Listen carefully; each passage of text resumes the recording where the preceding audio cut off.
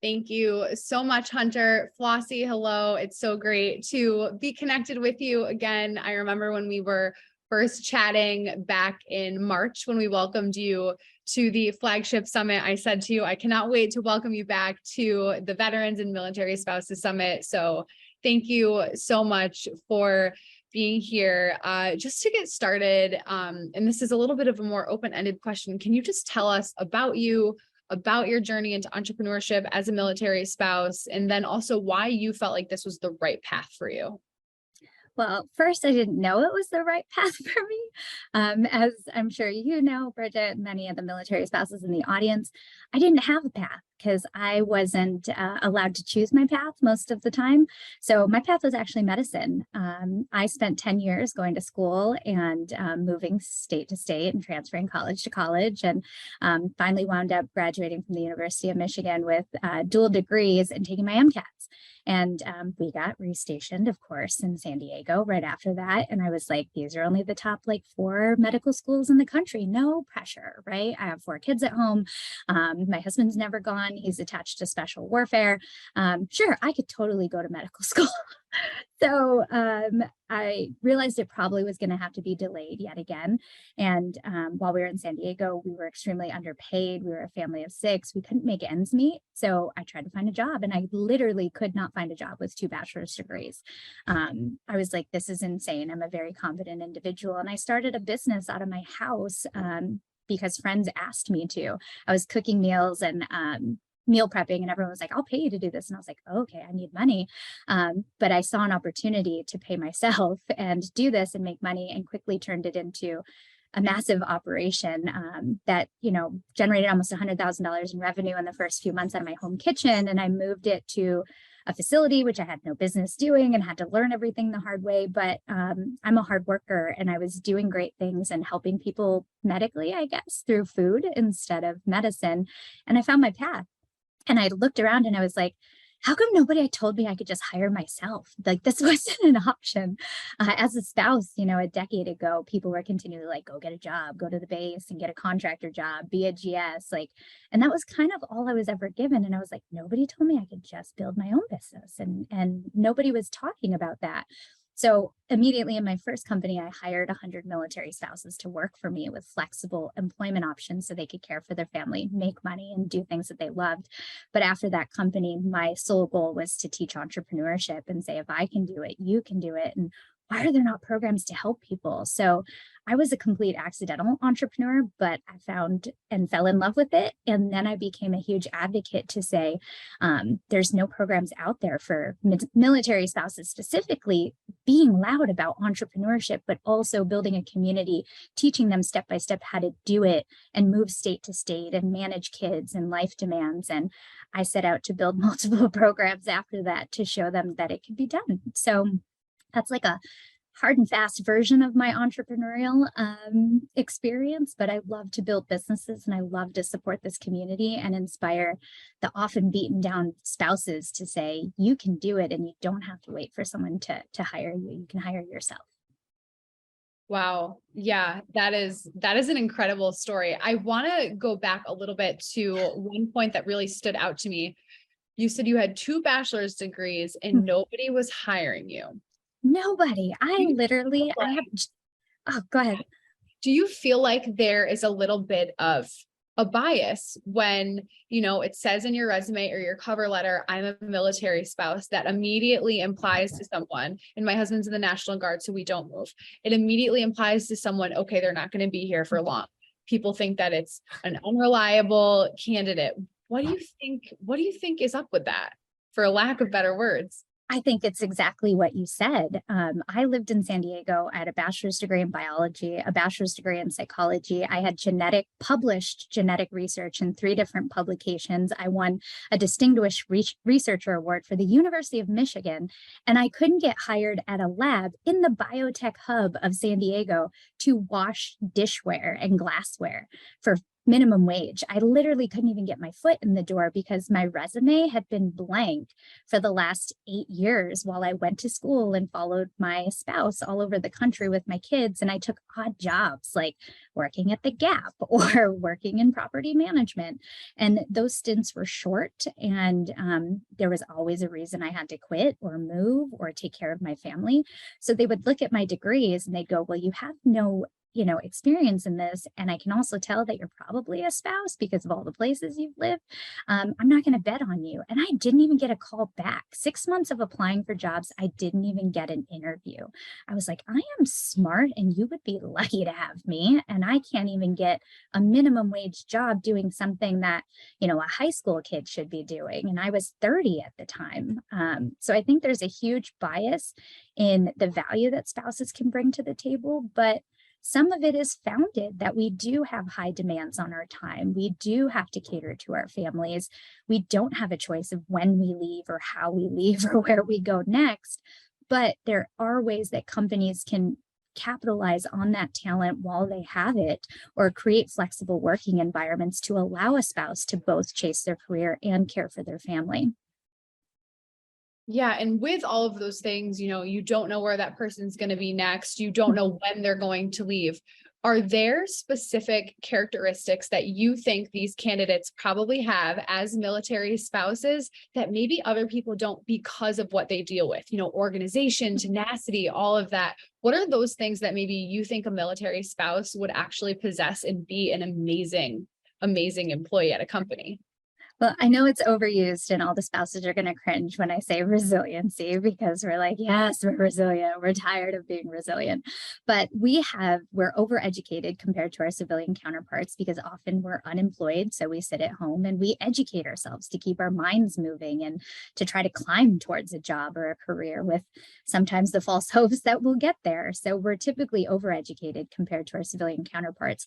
But we're also well versed in so many walks of life, and we have had employment in various industries. And I can tell you the gratitude that we have as spouses for somebody to give us the opportunity to just feel our self-worth and financially contribute and work and get out of our house is incredible. That typically that spouse will double down on their dedication to you and your company. And some programs I've seen where like if a spouse is leaving, it's up to them to find another spouse to fill the role. And it's this cycle of bringing great talent into their network. But the skills are unrivaled. We have education and grit and determination. We can learn anything. And at the end of the day, we're just happy somebody gave us a chance and bet on us. Yeah. Yeah, absolutely. Flossie, as we look at your businesses, they've really been designed to service the needs of the military community. How do you feel that this approach, rather than servicing just the general civilian population, impact the success of your business? Well, with my first company, Healthy Mama, the meal prepping company, I didn't realize that I set out to service the military community because generally I sold meals to everybody. But my business model was to hire military spouses because nobody else was doing it. I was like, nobody gave me a chance. Nobody gave me flexible work. Nobody supported my community. So I'm going to do that. And I think that the impact when I first told my story, I didn't know there was like a veteran business community or a military spouse business community, which there is. There's this whole great ecosystem. I just was a business owner and I was like, I don't know what I'm doing, but if I'm doing this, why isn't everybody else doing this? So it became like a PR story and a media story. And it gave me a platform to voice the issues that military spouses face. And I said, if I can fix this, then people with millions of dollars and hundreds of millions of dollars and jobs all over the country should be doing the same. So all of my businesses have been focused on impact. Even through my consulting businesses, most of the clients I work with they have some sort of impact or military connected service that they're doing. So I think that you can both make money and service the military community if you are in that field, or service a demographic that needs support in some ways. So I've been able to just leverage every type of business that I've built to rope in military spouses or veteran hiring initiatives or whatever I have to do to say, hey, there's a problem over here. Why don't we all work on it together? Because I'm just the little guy at the end of the day. And there's a lot of powerhouses out there that sometimes just want optics, but they have huge power in changing the narrative for this community. Yeah, absolutely. A question just came in from the audience about how to get yourself out there. And my question surrounding this is, going back to you're in San Diego with your family, it's difficult to make ends meet. You're not sure where to turn, and you just start, brick by brick, laying this foundation. What is like that step one? Okay, I'm going to get out there and make some money. Like, where do you start? The first step is just doing it, honestly. So there's analysis paralysis in business and with entrepreneurship, that you need to have everything perfect and you have to have all this stuff lined up and you're never fully prepared, right? And my best advice always is to just start. You're gonna fail in business, big and small, a million ways from Tuesday. You're gonna fail every day. And the sooner that you realize that failure is a part of business and leaping and growing, the faster you can move forward. So my biggest advice is always take step one. Don't be afraid to just do it. Sell one product, sell one thing, sell one service. Put your value out there. You may not have a website yet. You may not have social media yet, but you may have one person that's willing to take a bet on you. If you can get all those things in order, amazing. If you can't, you cannot be afraid to just try. There's a million ways from, companies like Spreadshop who print all your products for you that you could sell, goods and services. And you could sell your own consulting business. I see there's a comment in the chat about finding clients. How do you do that? But I think you have to put yourself out there first. The second that I said, hey, I'm meal prepping. Does anybody want me to do this for you too? Did I know how to make hundreds of meals in a day? No, but I figured it out because I needed money. I'll sell it to you. And it was 2 people, then 5 people, then 10 people. Then we were making 6,000 meals in a weekend. And I did everything wrong 5 times before I did it right. So you can't think that success is just like this easy thing. It hurts, but you figure it out. You just have to be afraid. You can't be afraid to just try. Go out there, put yourself out there. Now, when you say, you're going to fail, it's going to happen. How do you keep your confidence to want to keep going? I think that some people could maybe be like, okay, I'm nervous to start, but I'm going to start anyway. And then they have that, not even failure, but setback moment. How do you say, okay, brush it off your shoulder and let's keep it moving? How do you keep that confidence? So it was a rule that I learned in my first business is every week we operated from Monday to Sunday with our production schedules. Every Monday after production went out the door on Sunday, we said what went right and what went wrong. There was always a long list of what went wrong, and we wanted to know why it went wrong, how it went wrong, and how can we make it better so it doesn't happen again. And then same things, what went right and how can we continue the momentum of the things we are doing right. So I still use that in business today after 10 years, what went right and what went wrong. And how can I be better? And there are times where maybe you do walk away from a business because it's really wrong and it really is a failure, or you're out of money and there's just nothing you can do. But failure is always an opportunity to learn. If maybe you weren't selling it to the right customers, maybe it wasn't the right price point, maybe you weren't in the right location. There's a million reasons why, but you have to sit down and figure out what's wrong and how do I pivot and how do I make this right? And you're just going to get a little bit better every time you do that. And if you look back on any business from step 1 to step 1 million, they're going to cringe at every step in the beginning of that process. And nobody comes out the gate with like a billion-dollar brand that looks shiny and clean with thousands of people and processes. Everyone starts with step 1. So you just have to keep going. You literally brush yourself off and keep going. You'll develop thick skin eventually. It's just business. Yeah, definitely. Can you talk a little bit, Flossie, about the connection between tech startups and the military community? And also along those lines, if there's any disconnect between tech startups and the military community? Yeah, so I love this question because I love working in the startup space. And I'm a huge advocate for not just military spouses, but women entrepreneurs as well, who's also an underserved demographic. But military spouses and veterans are built to be entrepreneurs, like the things we talked about earlier, the ingenuity, the grit, the learning, the curving, the swerving. Business is so unpredictable. It changes every single day. So the fact that we already have that in our lifeblood and the fabric of who we are, we're like, oh, that went wrong. We're just going to pivot. Oh, we have to move here. We're just going to pivot. That's what military life is. So First of all, veterans and military spouses make incredible entrepreneurs, and they've founded some of the biggest companies in the country. So Everlywell is a huge technology and genetic testing company that's a military spouse, and Julia Cheeks, Pink Stork, you can see her products in Target and Walmart. That's a military spouse, and some incredible veterans working with ID.me and Plated, and some of the largest companies in the country, Sports Clips, they're veteran owned. So a lot of organizations or civilians don't understand that we make incredible leaders, pivoters, and we're great at operations and building things, including building ourselves over and over again. But it's an untapped talent pool to add to startups or to have on your team. Because again, we will outwork everyone in the room at the end of the day because we're grateful for the opportunity to work. And then we take pride in our work. I think the military community is a prideful group of individuals.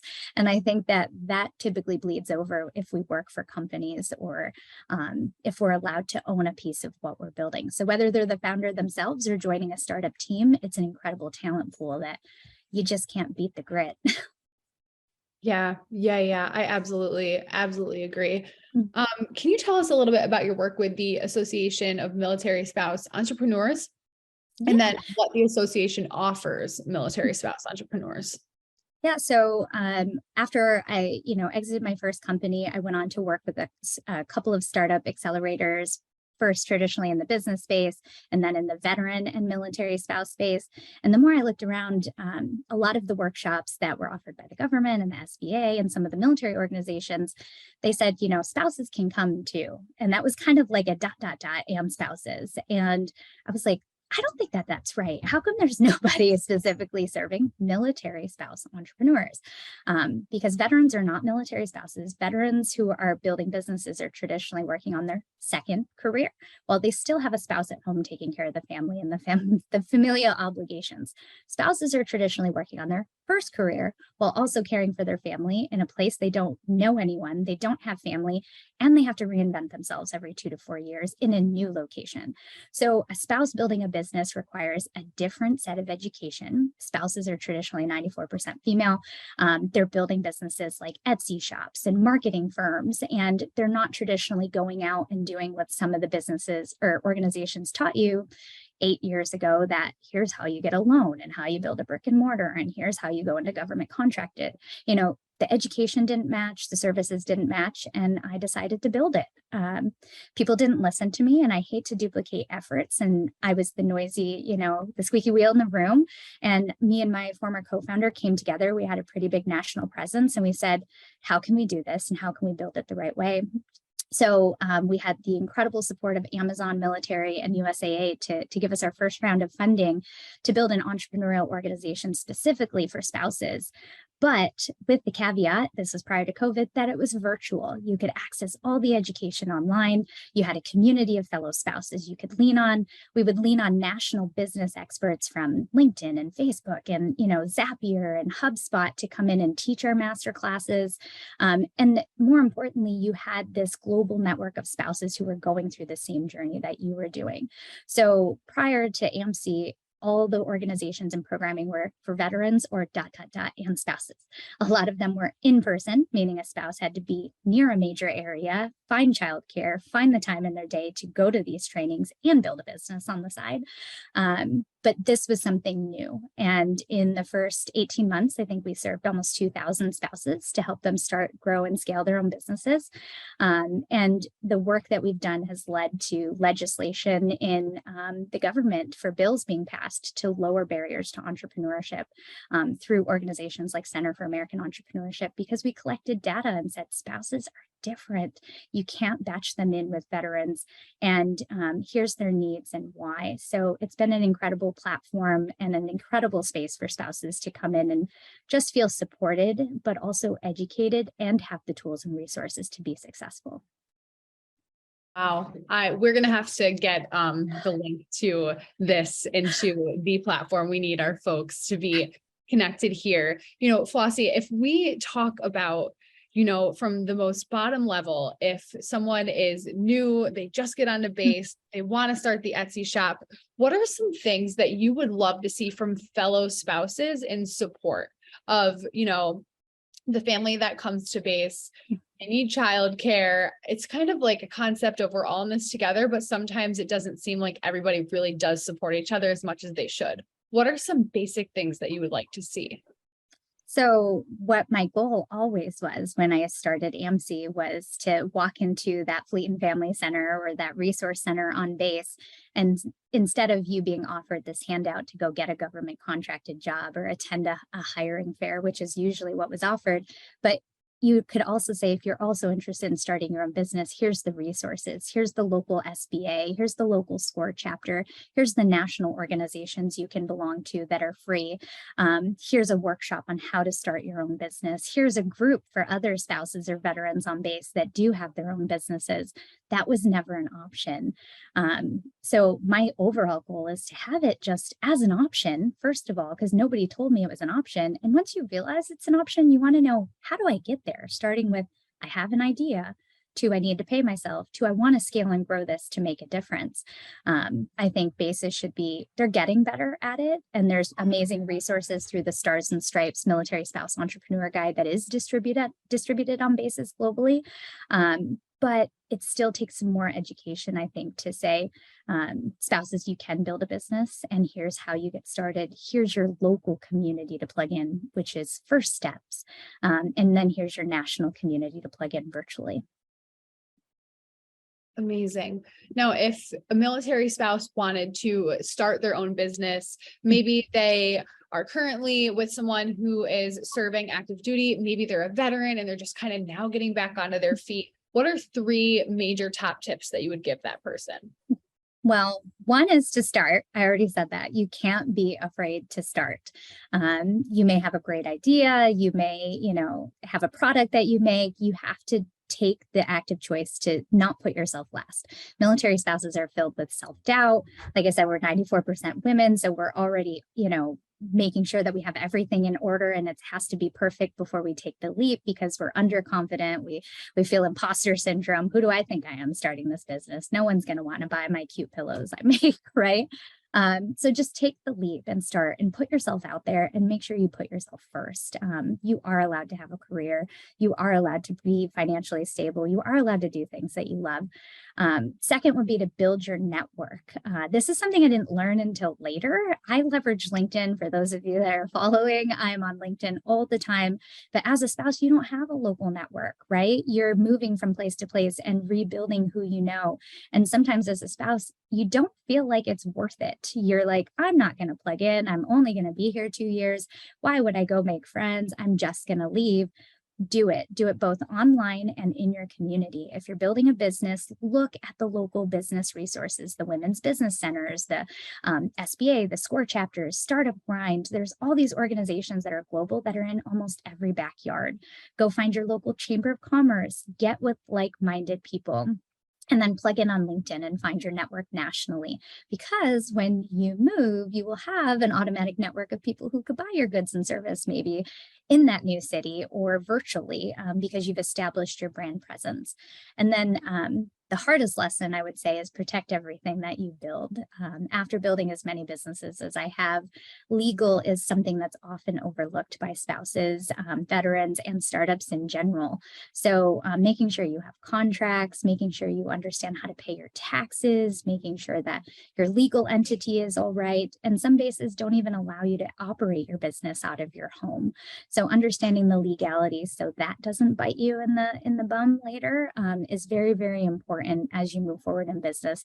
There's a ton of great free legal resources and organizations that can help make sure that you're set up for success so you can build that big skyscraper. A question from the audience. So being a military spouse comes with its own set of mental and emotional challenges. How do you deal with those on a day-to-day basis to keep up with your business? So honestly, I've always taught to build flexibility into your business model. And one of the things is that sometimes spouses have to scale down their businesses because of an impending deployment, right? And more demands on your time due to your family needs, or you might need to scale it down to an upcoming PCS. You might be moving and you need time and energy to pack your house and move across the country with kids and dogs and U-Hauls and all the things that we do. And then you need to turn around and scale it back up. There are ways to do that, to have the flexibility in what you do by either building it into your business model so you can scale up and scale down as needed, but also by leveraging support.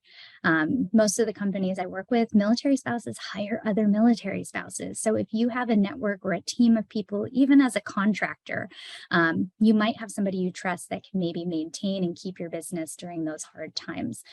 So build it into the fabric of your business model so you have flexibility from the start. I didn't do that in my first company. It was a solid brick and mortar with, operations out of one location. And there was no way when my husband got restationed that I could take that business with me.